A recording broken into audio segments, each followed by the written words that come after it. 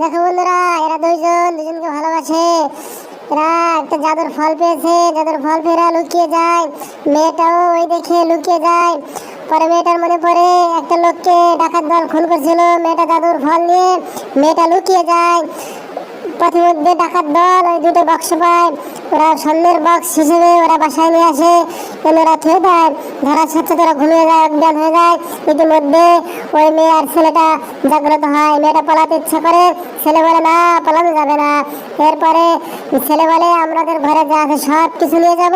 ওরা টাকা পয়সা স্বর্ণ গহনা সব কিছু নিয়ে যায়। আনন্দে আত্মহারা হয়ে যায়, খুশি হয়ে যায়। এরপর ওরা প্ল্যান করে ওরা যদি আমাদেরকে ধরে ফেলে, ওরা তারপরে বালিশ দিয়ে তাদের মুখে চাপাতি ধরে তারা মেরে ফেলে। মেরে ফেলার পর এরপর তারা ঘর থেকে বেরিয়ে চলে যায় এবং তারা কত খুশি হয় দেখুন বন্ধুরা।